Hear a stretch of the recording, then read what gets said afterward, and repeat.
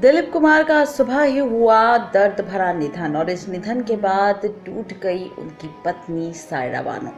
ऐसे में अब सामने आया है दिलीप कुमार की ही पत्नी सायरा बानो का वो सच, जहां पर सायरा बानो ने अपनी मुंह जुबानी खोले अपनी निजी जिंदगी से जुड़े कई राज और साथ ही अपने पति दिलीप कुमार का राज भी उन्होंने खोला। जी हाँ, आपको बता दें कि ट्रेजेडी किंग के नाम से जाने जाने वाले दिलीप कुमार का आज सुबह 7:30 बजे निधन हो गया। निधन से पूरा देश और बॉलीवुड इंडस्ट्री शॉक्ड में है।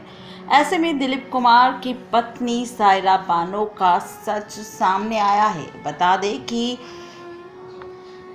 सायरा बानो ने एक इंटरव्यू दिया था, जिस इंटरव्यू में सायरा बानो ने कहा था कि दिलीप साहब किसी और मिट्टी के बने हैं। सायरा बानो ने कहा था कि मैं और मेरे भाई सुल्तान साथ में इंग्लैंड में पढ़ते थे। जब भी हमारी छुट्टियां होती थी तो हमारी माँ नसीम बानो हमें यूरोप घुमाने ले जाती थी। हम यूरोप घूमने के बाद सीधा इंडिया आते थे।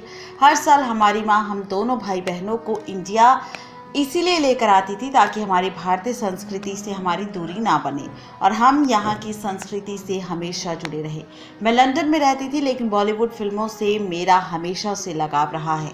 सायरा बानो ने कहा कि लंदन में रहते हुए मैंने दिलीप कुमार की बहुत सारी फिल्में देखी थी, लेकिन पहली बार उनसे मुंबई में महबूब स्टूडियो में मिली थी। मुझे याद है कि दिलीप साहब वाइट शर्ट, पैंट और चप्पल पहने हुए थे और उनके बाल हवा में लहरा रहे थे। मुझे उन्हें देखते ही फिल्म का नया दौर का गाना उड़े जब जब जुल्फे तेरी कानों में सुनाई देने लगा और एकदम अलग से ही दिलीप कुमार मुझे दिख रहे थे। सायरा बानो ने यह भी कहा कि मैं मदर इंडिया के डायरेक्टर महबूब खान की पार्टी में भी दिलीप कुमार से मिली थी। मुझे उन्हें देखते ही प्यार हो गया था। उस वक्त मैं सिर्फ 12 साल की थी। दिलीप साहब मेरे फैमिली फ्रेंड थे। वो अक्सर हमें अपने घर की पार्टीज और फंक्शन में बुलाते थे। इसी बीच मेरी पहली फिल्म जंगली रिलीज हुई और वो हिट साबित हुई। सायरा बानो ने कहा कि दिलीप कुमार की सुपरहिट फिल्म राम और श्याम के लिए मुझे पहले ऑफर दिया गया था, लेकिन दिलीप साहब ने मना कर दिया क्योंकि उनका मानना था कि मैं फिल्म के लिए काफ़ी कम उम्र की हूँ। मैं दिलीप साहब के साथ पर्दे को शेयर करना चाहती थी। दिलीप साहब का मानना था कि मैं एक्ट्रेस मटेरियल नहीं हूँ क्योंकि मैं शांत और शर्मीली स्वभाव की हूँ। सायरा बानो ने कहा कि राम और श्याम के लिए दिलीप कुमार ने मुझे रिजेक्ट कर दिया। मुमताज़ को चुना क्योंकि महमूद और मुमताज़ की जोड़ी उस वक्त काफ़ी हिट थी।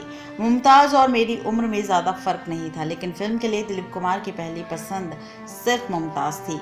इसके बाद दिलीप कुमार ने लीडर फिल्म से भरी में भी मेरी जगह प्रिया राजवंश को कास्ट किया था। वहीं दूसरी तरफ मेरा नया घर पाली हिल में बन गया था और मैं वहीं इसी इलाके में थी जहां पर दिलीप कुमार रहते थे। मैं और मेरा पूरा परिवार दिलीप साहब का फ़ैन था। मैंने अपने बर्थडे के घर पर एक पार्टी रखी थी। मेरी माँ ने उस पार्टी में दिलीप साहब को भी बुलाया था। दिलीप साहब जब मेरी बर्थडे पार्टी में पहुंचे तो उन्होंने कहा कि तुम बहुत खूबसूरत लग रही हो।